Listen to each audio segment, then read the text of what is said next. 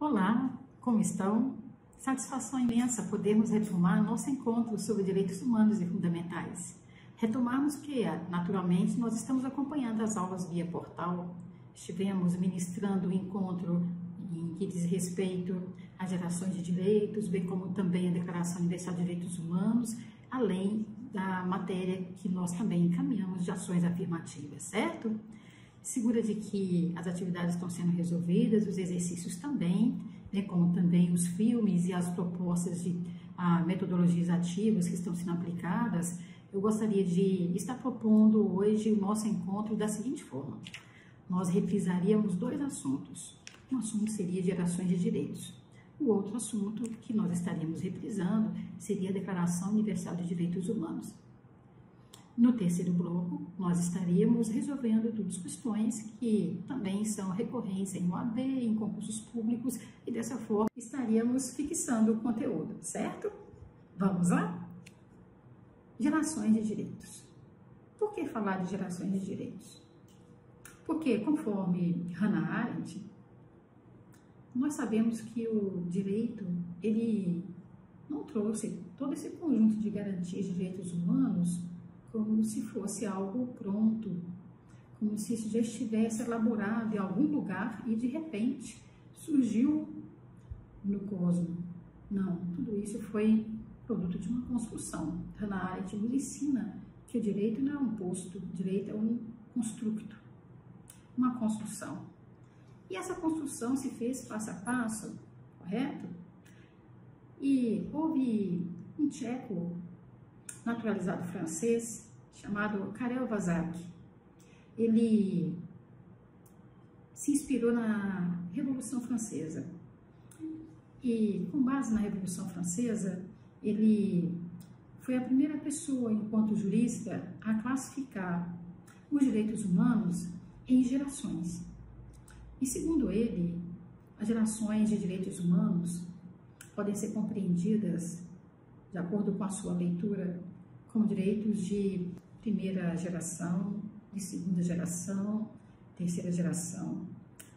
Norberto Bobbio, por sua vez, o jurista italiano, reafirma essa premissa. Ocorre que, a posteriori, conforme Hannah Arendt nos ensina, direito não é um posto, é um construto, o direito continua evoluindo para a quarta geração e já se fala como terrária, mencionado pelo meu eminente professor e também meu orientador da minha tese de doutorado ali na PUC Minas, quando o professor José Décio Leite Sampaio, ao mencionar a terrária, nos permite conhecer também direitos de quinta e uma projeção de direitos de sexta, sétima dimensão. Mas por que dimensão? Por que geração? Por que nós ora falamos de dimensão, ora falamos de geração? Ao ser criado esse termo, ele foi idealizado com o nome de geração, ou seja, gerações de direitos. Vamos então compreender como era dos direitos, certo? Até existe a obra de Norberto Bobbio chamada Era dos Direitos, né? No caso, uma obra muito aplaudida desse eminente jurista. Mas é interessante nós entendermos que esse termo chamado geração, ele acabou ficando polêmico depois, porque percebeu-se que o ideal não seria exatamente falar gerações de direitos, mas seria melhor se aprendermos esse termo como sendo dimensões. Haja vista que o termo geração de direitos pode passar aquela ideia equivocada de que a primeira geração existe independente da segunda, que existe independente da terceira e que não deve, no caso então, na verdade, qualquer tipo de tributo às posteriores nem às anteriores. Não. Na realidade, só posso falar de direitos de segunda geração, de terceira, porque a primeira existiu. Mas se nós tivéssemos parado também na primeira e na segunda geração de direitos, as demais não teriam se consolidado.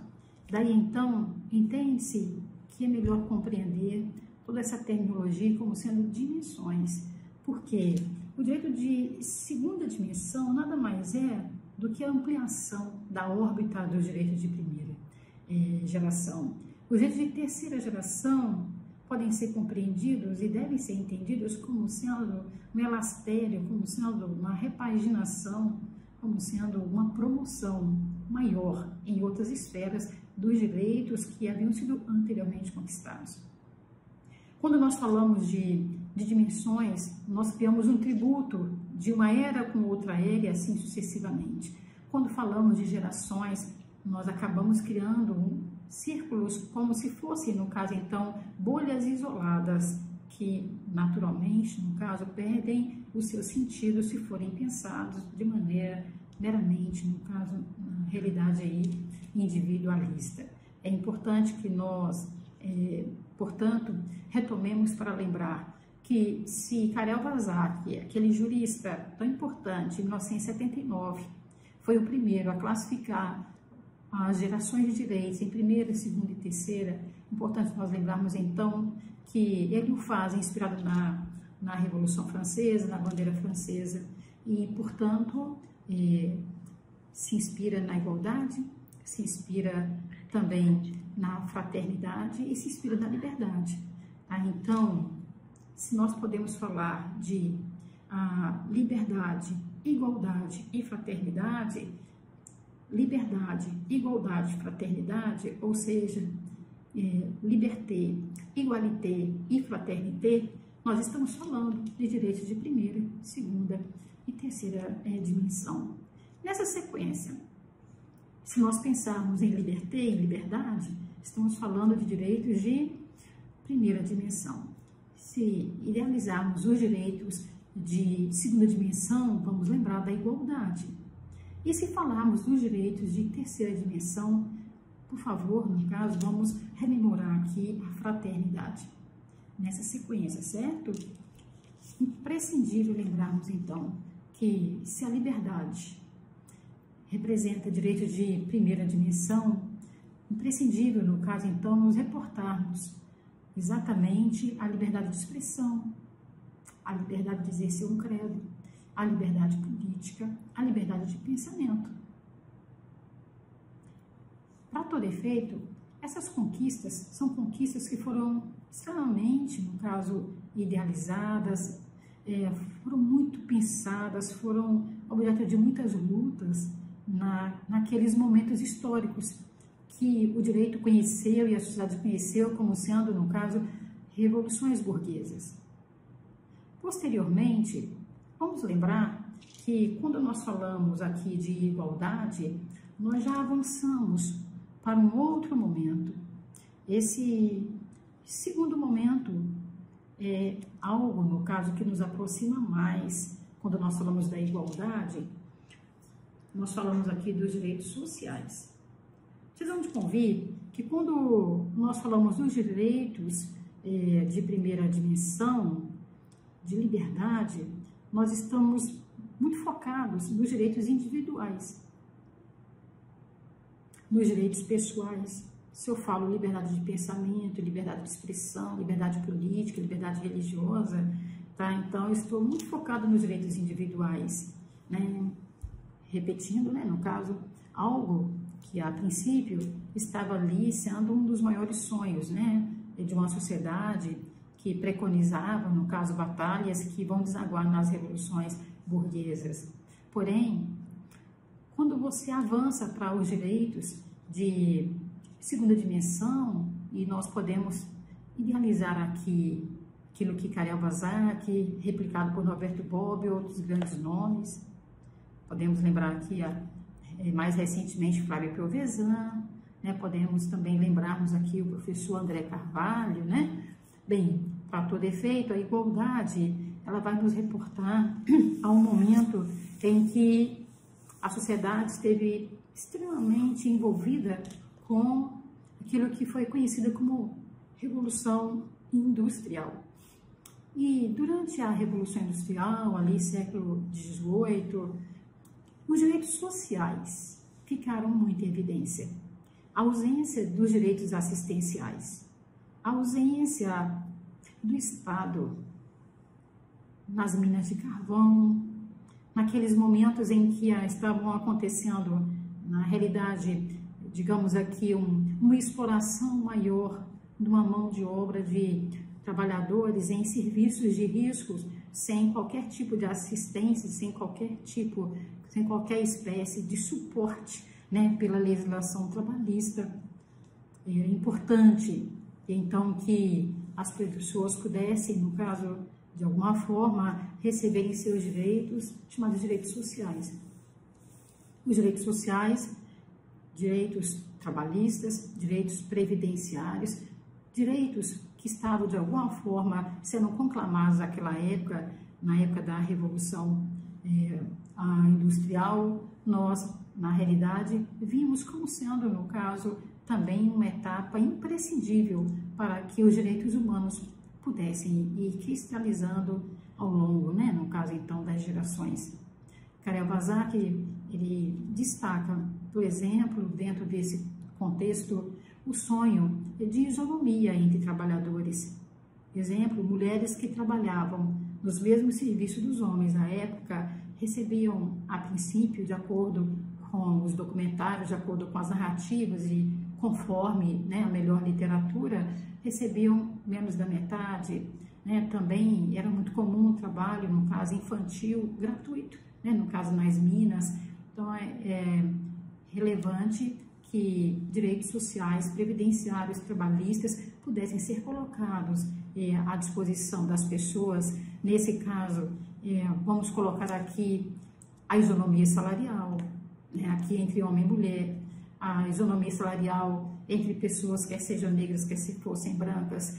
Também o que diz respeito a direito a férias, né, era muito comum as pessoas trabalharem no que diz respeito aqui a um período que ultrapassava 20 horas por semana, sobretudo um caso paradigmático da Suprema Corte norte-americana, chamado caso Locke, né, que vai demonstrar que nas padarias, por volta de 1907, tá, 1907 a 1917, houve um movimento muito grande, e esse caso Locke, né, ficou muito famoso, tá, e a tendência e a busca era no sentido de saber até onde o poder estatal poderia intervir, né, na limitação da hora de trabalho, né, do funcionário, porque até onde as pessoas que trabalhavam nas padarias, nas panificações, que não eram panificações maravilhosas como essas, né, no caso da atualidade, elas normalmente funcionavam em porões das casas, em situações que eram totalmente insalubres,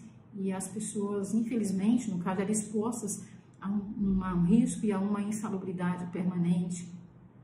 E o caso Locke, né, discute essa matéria, né? Isso vai até a Suprema Corte norte-americana, mas vivíamos um estado, era um estado que à época era muito liberal, né?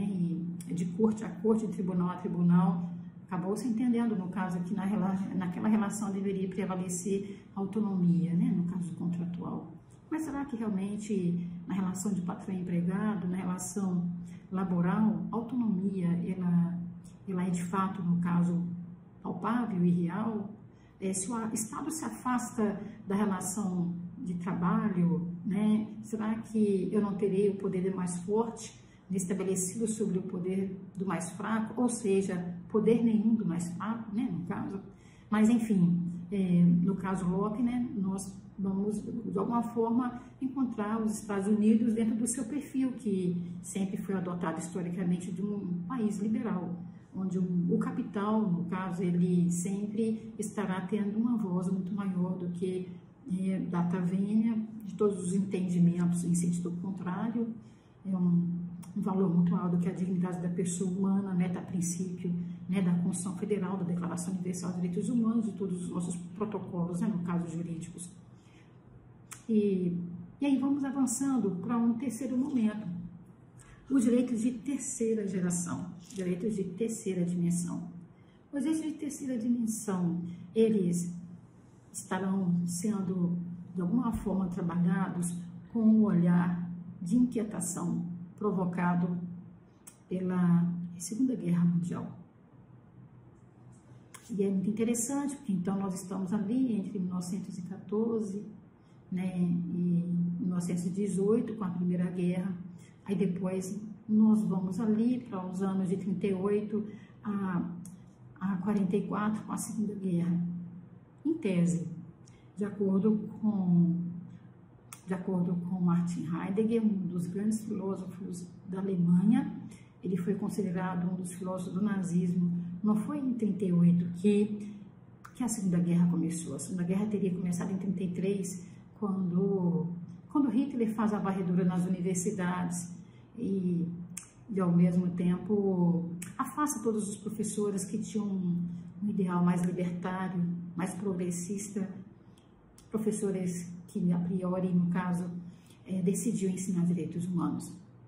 Eles não deveriam ficar à frente das universidades, nas cadeiras respectivas, e essa troca de professores já era uma maneira de se preparar a Alemanha para um tempo em que, a priori, né, no caso, marcaria a história com letras sangrentas. Mas, enfim, voltando, né, no caso aqui, nós vamos lembrar que a Segunda Guerra Mundial, portanto, ali historicamente, de 33 a 44, mas registrada entre 38 e 44, essa Segunda Guerra Mundial, ela trouxe uma dizimação em massa de povos, de etnias, de pessoas que no primeiro momento foram selecionadas, né, no caso, para perderem sua vida em nome de um ideal macabro. Entretanto, é importante, no caso, nós entendermos que após a perda de milhões e milhões de judeus, a narrativa registra mais de 6 milhões. Presume-se que os não registrados ultrapassam 3 vezes mais. Entretanto, não foram só os judeus, foram também idosos, negros, homoafetivos, foram também adoecidos, foram também pessoas que a priori traziam algum tipo de debilidade e que não conferiam com o sonho de uma raça perfeita, né? No caso então de uma raça ariana. Porém, é importante nós entendermos que após aquele evento tão cinzento passar sobre a humanidade, aquela tempestade, houve um susto muito grande, sobretudo sobre as grandes potências, mesmo aquelas que em tese teriam saído vencedoras daquela guerra. Esse susto fez com que, a priori, a humanidade percebesse que o ser humano é muito mais perverso, ele é muito mais surpreendente no sentido negativo e impiedoso do que se podia imaginar. Fez-se um tratado. Esse tratado, então, que se criou após a Segunda Guerra Mundial, foi um tratado com a pretensão de se evitar uma terceira guerra mundial. Que pensem, da Primeira Guerra até a Segunda Guerra, nós tivemos menos do que uma adolescência. Se nós saímos de 1918, e em 38 já tínhamos, no caso, uma Segunda Guerra, são 20 anos. Até 2002, não se esqueçam que no Brasil vigorava a minoridade aos 21 anos. Então, foi uma adolescência entre uma guerra e outra, lamentável. Na realidade, na Primeira Guerra, criou-se o Pacto das Nações, na tentativa de se evitar uma Segunda Guerra. Mas não se criou, para todo efeito, uma organização, não se criou uma instituição que pudesse servir de lentes para observar aqueles países que estivessem, de alguma forma, buscando se levantar e promover uma terceira guerra com as vinditas, as vinganças e com as fúrias, né, no caso, que aquele momento, infelizmente, no caso, impunha. E a Segunda Guerra Mundial, ela, de alguma forma, ela acabou mostrando quão impiedoso era esse homem. Na verdade, o próprio ser humano ficou com medo de si mesmo. E aí, na realidade, as grandes potências decidiram escrever uma carta. E essa carta era a Carta das Nações Unidas. Lembre-se que de unida não tinha nada, elas estavam desunidas. Mas era bonito falar Carta das Nações Unidas, ia combinar, né? No caso, com aquele momento, certo? Ia combinar, no caso, então, com aquele ideário de paz. Então, nós já mencionamos aqui um dos primeiros direitos, né, de terceira geração, direito à paz. A paz se torna um direito coletivo. direito coletivo, ou seja, nós coletivamente vamos nos unir para promovermos a paz e evitar essa tal da Terceira Guerra Mundial. Porque se nós não conhecíamos bem de guerra mundial e com menos de uma adolescência nós já conseguimos promover uma segunda, agora nós nos tornamos expert. Nós já somos expert em guerra. Quanto tempo vai demorar para vir a Terceira Guerra Mundial? Agora que a gente já está escolado, já fizemos a primeira, já fizemos a segunda. Era preciso colocar realmente, na verdade, de alguma forma aqui, um impedimento, uma muralha.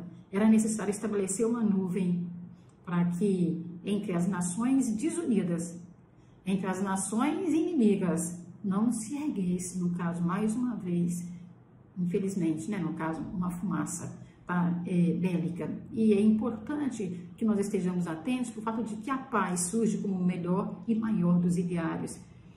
Mas com esse direito coletivo, a paz, nós passamos a agir, no caso, diferente, porque veio o sonho da fraternidade. Nós começamos a dar as mãos para que juntos, um observasse o outro, um suprisse a demanda do outro, e nós pudéssemos, de alguma forma, fazer uma caminhada, de certa forma, que impedisse que o mundo fosse aos ares outra vez e que o flagelo das primeiras e segundas guerras, no caso, se repetisse. Paz, enquanto direitos de terceira geração, direitos, na realidade, que precisam ser chamados como direitos coletivos, né? Então, vamos falar de paz. Vamos falar de direito ambiental, porque foi grande, mas foi incomensurável, indizível o dano ambiental que a Terceira Guerra causou. Em decorrência, desculpa, né? No caso, que a Primeira e a Segunda Guerras causaram, né? No caso, desculpem. E também nós devemos aqui lembrar que com esses direitos foram surgindo outros direitos coletivos, como o direito do consumidor, né, e dentre outros. Então, vamos repensar assim: os direitos de primeira dimensão, direitos individuais.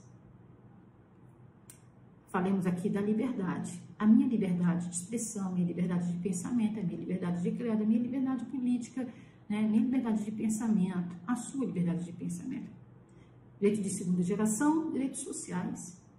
Vamos pensar aqui que os direitos de terceira dimensão são direitos transindividuais. Por que transindividuais? Porque eles são coletivos, transcendem a esfera individual, transcendem a esfera social. São direitos transindividuais, são direitos de todos. A nossa Constituição Federal, por exemplo, no seu artigo 225, ela traz para nós, no caso, um grande exemplo de direito transindividual, direito coletivo, que é, na realidade, o direito ambiental. Segundo o artigo 225 da Constituição Federal, em linhas gerais, todos têm direito ao meio ambiente ecologicamente equilibrado, bem de uso comum do povo, que é essencial à sadia e qualidade de vida e que deve ser preservado pelo Estado e também pela coletividade para as presentes e futuras gerações. Fechem aspas. Essa é exatamente a teoria que acabou eclodindo algumas décadas após a Constituição Federal em 88 e que passou a ser denominada exatamente de desenvolvimento sustentável. É imprescindível observarmos que esse é exatamente um direito coletivo. Enquanto direito coletivo, nós podemos consigná-lo, incluí-lo nos direitos de terceira dimensão. E por falar em ambiente ecologicamente equilibrado, e por falar, no caso, em bem de uso comum do povo, e por falar em preservá-lo para presentes e futuras gerações, não há como não abrirmos um parêntese aqui e nos rendermos a essa pandemia e, ao mesmo tempo, tentarmos, de alguma forma, indagarmos até onde, de fato, o ser humano vem preservando ecologicamente, de maneira equilibrada, o planeta, até onde nós estamos contribuindo ou não, e se essa ameaça que nós estamos vivendo hoje sobre a humanidade, do coronavírus, que gerou a Covid-19, e que, em tese, é uma das razões de estarmos tendo essa aula, né, no caso, de forma virtual, até onde isso representa resultado de uma ruptura abertura desse pacto, que é um pacto que a humanidade celebrou. É importante nós estarmos atentos a essas indagações, até porque falamos aqui de Primeira Guerra Mundial, Segunda Guerra Mundial, Revolução Industrial, Revolução Burguesa, mas em Primeira e Segunda Guerra Mundiais já há quem cogita de que o cenário hoje vivenciado já representaria uma Terceira Guerra Mundial, e que essa Terceira Guerra Mundial, em tese, veio no modelo que o mundo não esperava. Vamos falar um pouquinho mais sobre isso no segundo momento. Mas fica aqui uma reflexão. Se vocês puderem analisar juntamente comigo, quantos estão percebendo um nível de maior solidariedade nesse momento, de maior fraternidade nesse momento, com o fito de evitar a transmissão, com o fito de evitar que, na realidade, estejamos aqui perdendo mais 100 mil pessoas, mais 100 mil pessoas, sucessivamente. Hoje fala-se de mais de 120 mil pessoas que já morreram. É importante nós estarmos lembrando, no caso, que, para todo efeito, 120 mil pessoas em alguns países, porém, já passa da casa de 1 milhão, aqueles que no mundo já perdemos em decorrência da Covid-19, já passa de 1 milhão. É importante nós estarmos observando que, se nós estamos diante de uma terceira guerra, se realmente, no caso, o vírus não tornou-se nosso inimigo ao ponto de estarmos hoje, por exemplo, com hospitais de campanha, falando de hospitais especiais, falando de requisitar-se, inclusive, pessoas ainda não formadas na área da medicina para estarem, no caso ali, servindo a esse grande exército da saúde. Se nós podemos falar de orçamento de guerra, que são expressões que a todo tempo estão sendo, de alguma forma, suscitadas. Se nós estamos diante desse cenário, há uma preocupação. Talvez amanhã a história vai narrar esse momento realmente como sendo uma terceira guerra mundial, onde nós todos lutamos contra o inimigo invisível. Mas até onde isso não está relacionado à ausência de cuidado com o planeta, a esse meio ambiente ecologicamente equilibrado? E até onde, de fato, nós não estamos diante de desafios ainda maiores que os direitos humanos fundamentais estão aqui a conclamar? Mas também temos aí os direitos de quarta dimensão. Evoluímos e avançamos, direitos de quarta dimensão, os direitos à informação. Aí fala-se, no caso, então, que, de alguma forma, esse momento ele pode, de alguma maneira, ser demarcado a partir exatamente do decifrado do genoma humano, a partir também de um maior aplauso à tecnologia. Podemos trabalhar o direito à informática. Foi dentro desse contexto que nós, de alguma forma, vivenciamos aí uma outra era na humanidade. Nós falamos de uma era digital. A informação a informática, ela nos remete, no caso, a outros momentos que são, de fato, no caso, singulares e que se tornam aí marcos na humanidade. Nós podemos falar hoje de uma lei, que é a Lei 11.105, e que vai buscar, no caso, então, trabalhar a biossegurança dentro do nosso país. Vai assegurar a proibição da clonagem, mas vai permitir, no caso, o acesso a alimentos transgênicos, vai permitir a pesquisa em embriões excedentários. Nós estamos falando de uma outra era, direito de quarta dimensão. Estamos falando de um direito, no caso, em que avançou-se, porém temos que ter muito cuidado, porque ciência sem consciência é a ruína da alma, como já dizia o grande Rabelais. É preciso que a ciência avance, mas é preciso que nós não brinquemos de Deus. Afinal de contas, a ciência de fato ela é primordial, mas imprescindível também nós sabemos que essa ciência ela precisa seguir a bioética, o biodireito. Até onde o direito pode aprovar, até onde o direito não deve, no caso, endossar, quais são avanços que a humanidade está pronta, quais são avanços, no caso, que nós precisamos esperar. Porque porque a ética é o fiel da balança entre o direito e a ciência. É imprescindível estarmos atentos aos direitos de quarta dimensão e aos avanços que efetivamente o biodireito e a bioética estão de alguma forma estabelecendo, são imprescindíveis. Hoje pode-se ter, no caso, naturalmente, a fecundação medicamente assistida, né? Nós temos, no caso, na verdade, aí também a possibilidade, né, de alguma forma encontrarmos a cura para muitas doenças. Isso porque nós temos uma medicina mais avançada. Mas, em contrapartida, nós convivemos com a medicina high-tech, às vezes, né? Na verdade, as pessoas precisam de um toque, as pessoas precisam de um olhar mais humano, e nem sempre, no caso nós da saúde, estamos, de alguma forma, confiantes no poder desse toque, dessa convivência, desse olhar, no caso, sobre o paciente. Às vezes, nós estamos mais fiados nos aparelhos, que nos trai a confiança e nos tomam a vida. Assim como nós do direito, às vezes, nós também nos limitamos, quem sabe, né, no caso, a um atendimento mais tecnológico, mais raso, quando às vezes o nosso cliente, enquanto advogados, nosso cliente, enquanto parceiros, alunos, precisa de um pouco mais de sensibilidade, um pouco mais de humanidade. É preciso nós avançarmos para os direitos de quinta, sexta, sétima dimensão, que ainda não estão desenhados numa performance, no caso mais madura, mais terrária, mencionados pelo nosso professor José Décio Leite Sampaio em sua obra de Direitos Fundamentais.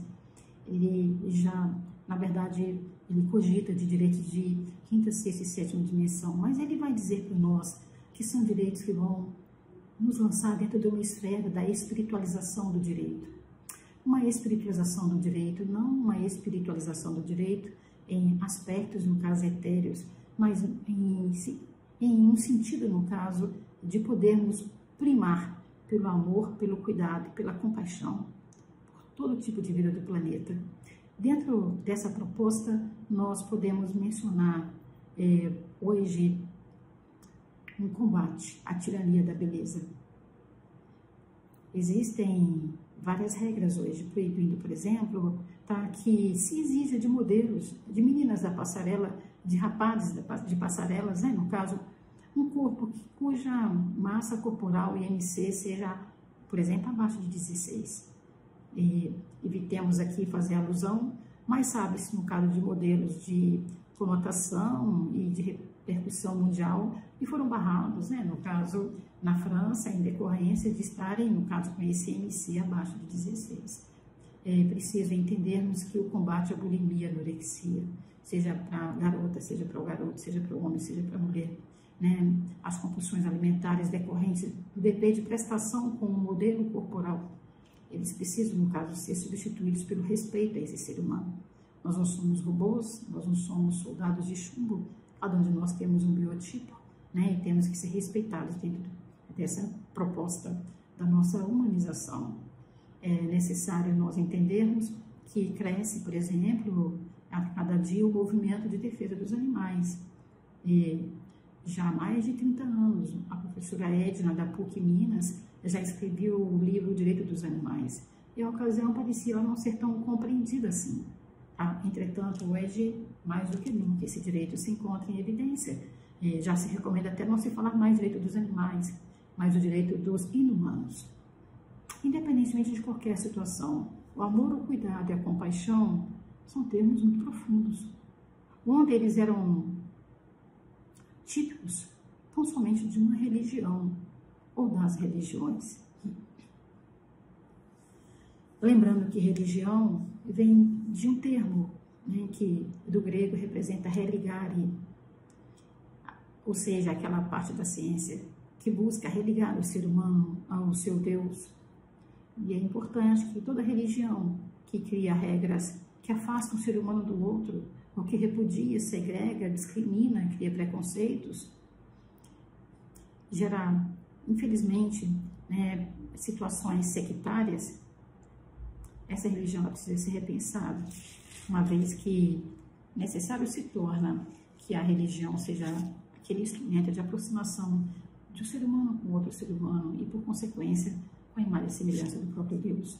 Fechando esse parêntese, nós vamos lembrar que compaixão, amor, cuidado são termos muito da religião, mas o Código Civil No artigo 1584, ao falar sobre guarda compartilhada, guarda unilateral em direito de família, ele recomenda que a criança deve permanecer em termos de guarda com aquela pessoa com quem ele tiver mais afetividade, mais afinidade. Afetividade. É muito interessante isso, porque o dicionário vai mostrar que afetividade, afeto é sinônimo de amor.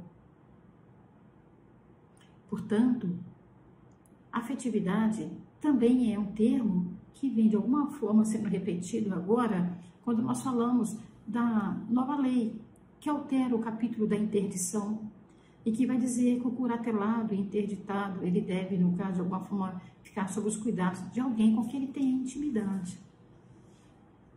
Compaixão, ou seja, você agir com compaixão, se colocar no lugar do outro com empatia. São termos lindos e que eu tenho certeza que serão revolucionários se nós pudermos trazer para o nosso universo. E em época de pandemia, de coronavírus, Covid-19, né? Se nós pudermos trocar de lugar com o outro e realmente, no caso, valorizarmos esse isolamento social em nome da fraternidade, tá? Nós estaremos, de certa forma, agindo com compaixão, agindo também, no caso, então, com cuidado, com amor. Nós estaremos exercendo direitos de primeira, segunda, terceira dimensão. Estaremos passando ali pelo biodireito e pelo bioético, direito de quarta dimensão, de alguma forma. E, certamente, chegaremos, no caso, então, a um plano de superação. Afinal de contas, quem sabe, sendo sensíveis hoje, nós poderemos escrever a história com direitos de a sétima, oitava, nona, décima e outras gerações. Em algum momento, eu tive a oportunidade de refletir sobre essa temática e aí me inquietou muito o coração e eu decidi escrever sobre o desenvolvimento sustentável dos direitos humanos no que diz respeito às suas dimensões. E uma das universidades de São Paulo publicou esse artigo e depois eu fiquei refletindo porque me inquietou muito o coração imaginar que se eu falo de desenvolvimento sustentável aqui no artigo 225, eu preciso entender que se nós não lutarmos pelos direitos de primeira, segunda, terceira, quarta, tantas dimensões, se nós não lutarmos por esses direitos, nós passaremos a assistir à perda desses direitos. Então, nós veremos os direitos, no caso, recuados. Nós veremos a perda desses direitos. Então, agir, protegendo esses direitos, para que eles possam se desenvolver, ter um desenvolvimento sustentável, serem sustentáveis ao longo de geração a geração. Como diz o artigo 225, protegê-los para as presentes e futuras gerações. Não é só o meio ambiente que deve ser protegido para as presentes e futuras gerações. Todos os direitos deverão ser protegidos para as presentes e futuras gerações. Esperando de um dia a gente ter essa contagem, não somando, mas subtraindo, infelizmente. E aí seria um desenvolvimento insustentável. Como insustentável está esse momento de enfrentamento dessa pandemia. Porém, é na esperança que nós prosseguimos, cientes de que vamos arregaçar as mangas e prosseguimos na busca de um novo tempo. Tá sabendo que as dimensões dos direitos serão sim contadas por vocês, jovens, por nós, menos jovens, mas nem tanto assim, né? Na condição de que realmente possamos, no caso, escrever uma história um tanto melhor. E assim, então, os direitos humanos poderem pautar as novas páginas que estão aí para serem escritas pelo direito e pela justiça. Bom, agora é importante nós prosseguirmos para uma segunda etapa. Conforme combinado, nesse novo momento, nós vamos trabalhar de maneira mais breve, mais sucinta, a Declaração Universal de Direitos Humanos, que exatamente foi uma das aulas que nós encaminhamos, né? No caso, então, pela plataforma, através do WhatsApp, certo? Vocês estudaram através do texto da Declaração Universal, da doutrina da Flávia Piovesan e outras que nós enviamos, exercícios também, metodologias ativas, um filme que foi indicado, Olhos que Condenam. Nós podemos perceber que a Declaração Universal de Direitos Humanos é um marco na história do direito universal. O próprio nome sugere Declaração Universal de Direitos Humanos, certo? Então, após a Segunda Guerra Mundial, nós tivemos a criação da Carta das Nações Unidas em 1945. E a Carta das Nações Unidas, ela criou a ONU, a Organização das Nações Unidas. ela falou sobre o funcionamento da ONU. E ela disse também que a partir de então haveria a proteção de um metaprincípio, que seria o metaprincípio da dignidade da pessoa humana, porque não se permitiria mais que o massacre e os flagelos da guerra se repetissem no coração da humanidade. Assim falando, portanto, é importante para nós ressaltarmos que, em que pese a Carta das Nações Unidas criar a ONU, falar exatamente do seu funcionamento e os seus porquês, ela não trouxe quais deveriam ser os direitos que, em tese, estariam sendo garantidos e protegidos. Por isso, nós temos de 48. Então, em 45, nós temos a Carta das Nações Unidas. Em 48, nós tivemos aí a Declaração Universal de Direitos Humanos. Em que dia? Dia 10 de dezembro. É por isso que, mundialmente, nós temos o Dia Internacional dos Direitos Humanos, como sendo o dia 10 de dezembro, certo? Porque em 48 foi esse o dia que o mundo recebeu como grande presente, em laço de fitas vermelhas, homenageando, no caso, então, aí o direito e a justiça, tá? Esse documento fabuloso, histórico e desafiador. São 30 artigos. Vocês se lembrarão que na nossa primeira aula, no nosso primeiro encontro de direitos humanos, vocês viram, puderam, no caso, então, analisar um vídeo, a história dos direitos humanos. E ali vários documentos históricos sobre direitos humanos foram, de alguma maneira, apresentados de maneira dinâmica, né? Que aquele vídeo traz a história dos direitos humanos. Inclusive, quero dizer aqui que é um dos meus preferidos, até porque ele vem legendado e ele traz, de alguma forma, em um relance bem objetivo, né, as principais pautas dessa abordagem. Mas, enfim, são 30 artigos.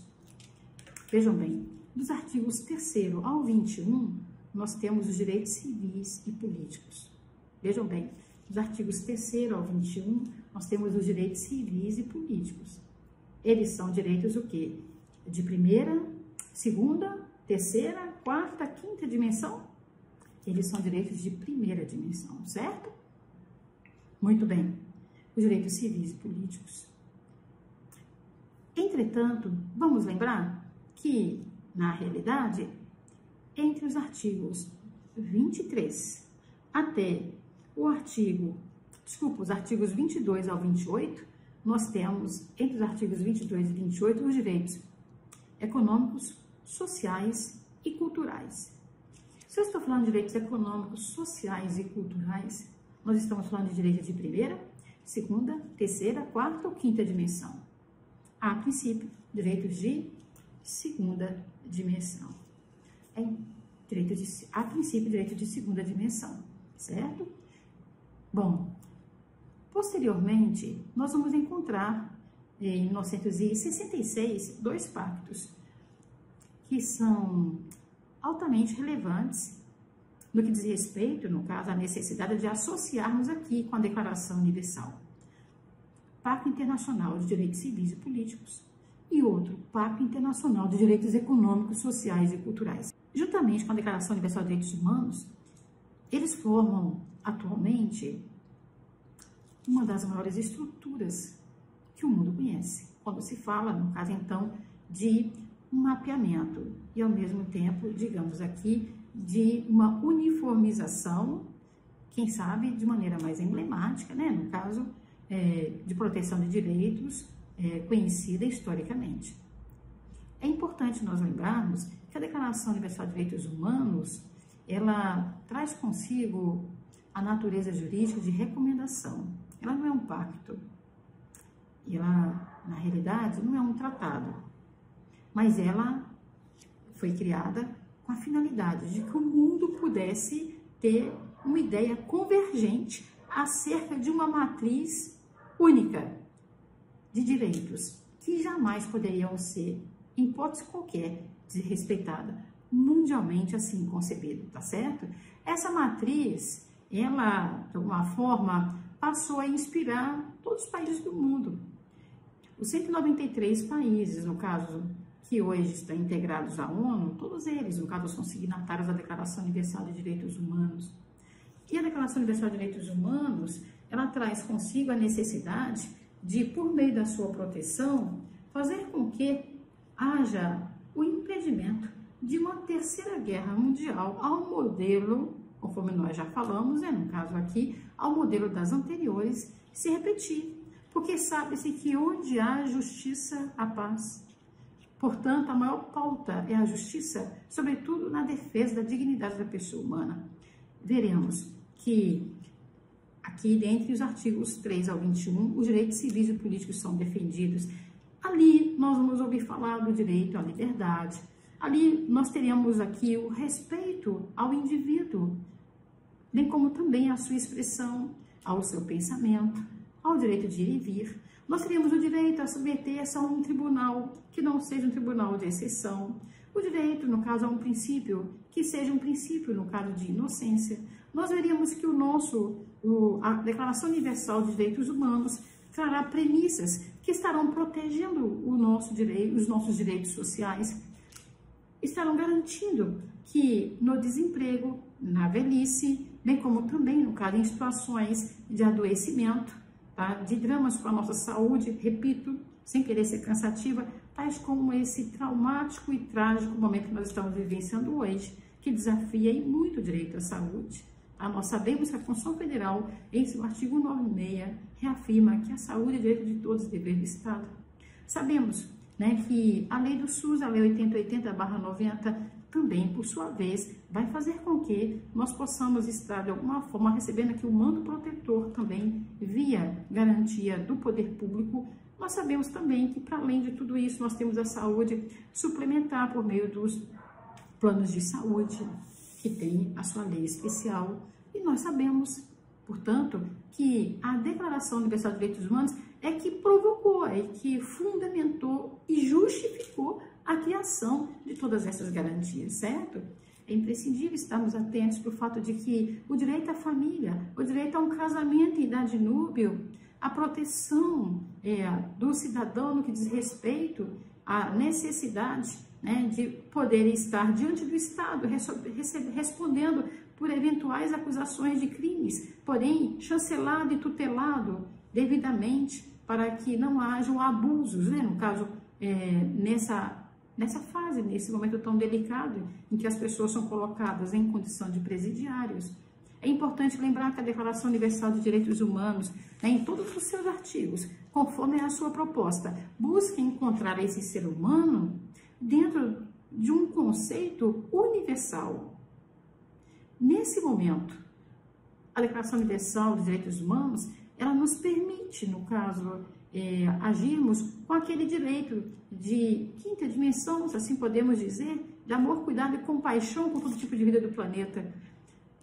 E dentro dessa compaixão, e dentro desse amor, dentro desse cuidado, a Declaração Universal de Direitos Humanos, já em 1948, avoca a necessidade de todos nós nos unirmos na defesa da comunidade na qual estamos inseridos. É muito interessante que, ao término, em seu artigo 30, dirá que todo cidadão deverá estar se sentindo responsável por restituir à comunidade que lhe permitiu o crescimento, desenvolvimento e proteção, no caso, parte daquilo, no caso, que lhe foi outorgado. Eu gostaria de que nós pudéssemos estar pensando sobre tudo isso, porque a Declaração Universal de Direitos Humanos, de 10 de dezembro de 1948, ela já completou 70 anos.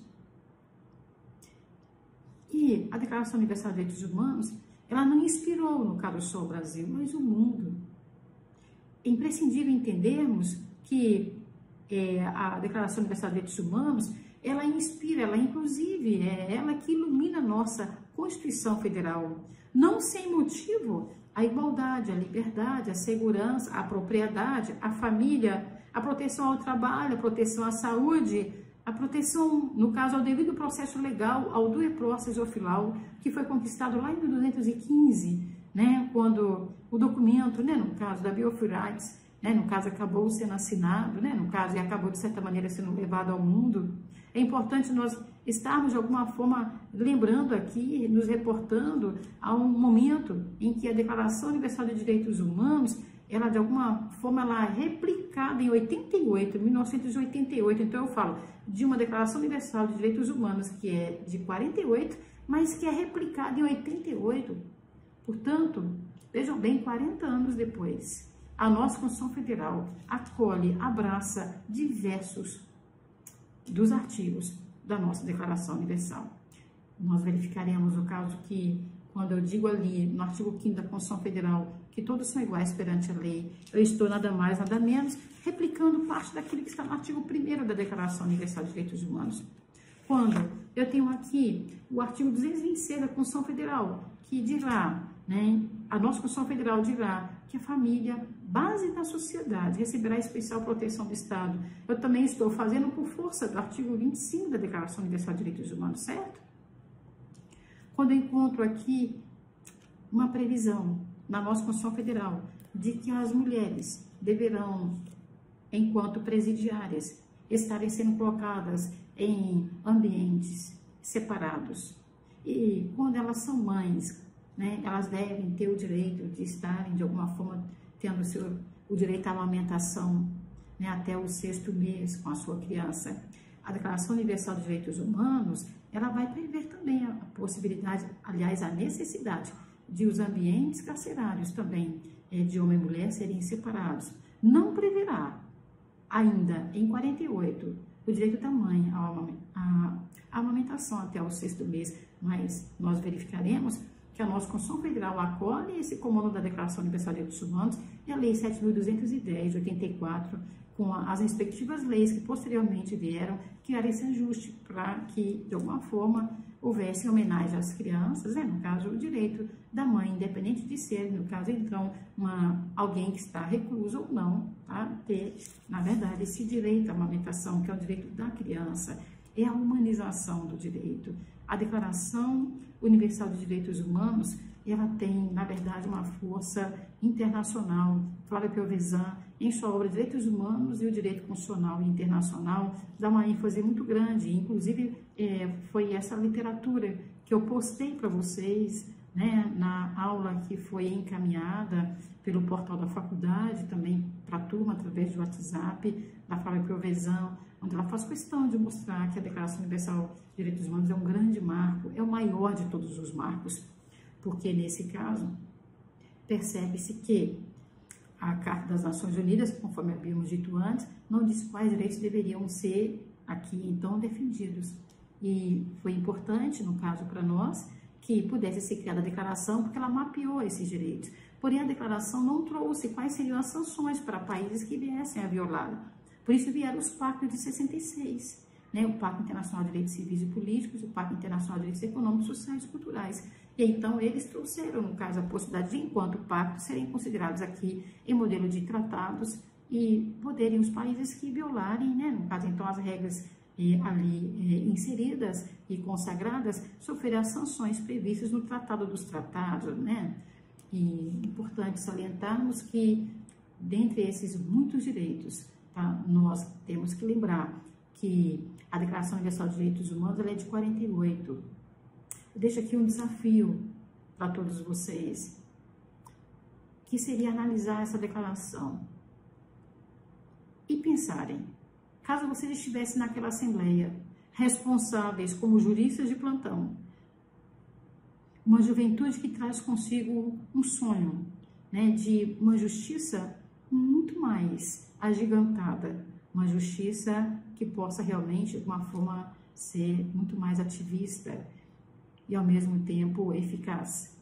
Se vocês estivessem escrevendo esse texto hoje, quais os direitos que vocês estariam sugerindo que fossem inseridos nessa declaração?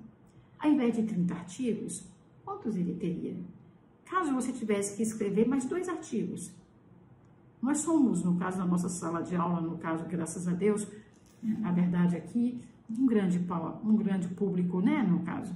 E se cada um de vocês escreverem mais 2 artigos nessa declaração, será que nós não teríamos a possibilidade de estarmos juntos escrevendo uma pauta de direitos das próximas gerações? Quais seriam os 2 artigos que vocês escreveriam? Hoje nós temos ali, na verdade, 30 artigos. Quais são os direitos que estão, de alguma forma, sendo demandados hoje e que não estão previstos ali, que necessariamente, se fosse escrita essa pauta hoje, deveriam estar sendo contemplados? O fato desses direitos não estarem ali contemplados impede que eles sejam protegidos e tutelados? Não, naturalmente que não. Afinal de contas, nós sabemos que a Declaração Universal parte dos protocolos e tratados, né, eles, na verdade, fazem parte de uma grande engrenagem. E, para todo efeito, a nossa Constituição Federal, em seu artigo 5º e respectivos parágrafos, sobretudo o parágrafo 2º e 3º, eles dirão, no caso, que os direitos fundamentais que são garantidos aos brasileiros não são apenas esses que estão aqui na Constituição Federal, há que se dizer artigo 5º, bem como também os demais, e todo o manto, né, no caso ali do livro, né, no caso então aqui mencionado, né, no caso que é a nossa lei maior, a nossa Carta Magna. Mas ali vai dizer, né, que também os tratados internacionais e os princípios de direitos. Então, independentemente de estar previsto na Declaração Universal, na Constituição Federal, nos tratados, protocolos, todos eles deverão ser protegidos. Haja vista, no caso, que nós vivemos o império dos princípios, tá? E o império dos princípios, de alguma forma, vai fazer com que nós estejamos atentos aqui exatamente à necessidade, né, de reescrevermos essa pauta de maneira mais sensível, mais humana. Lembrando Habermas, o grande alemão, onde ele reafirma que todos nós somos corresponsáveis pela efetividade dos direitos humanos. Então, nesse momento, eu convido a cada um de vocês para passarmos para a nossa terceira etapa. Te fiz um convite inicialmente. No primeiro momento, trabalhamos sobre gerações de direitos. No outro momento, a Declaração Universal de Direitos Humanos. E agora, revisarmos, no caso, duas questões, que são questões de concurso, são questões atinentes também à OAB e etc., e que podem, de alguma forma, fixar e dinamizar melhor, oxigenar melhor o nosso conhecimento. Vem comigo!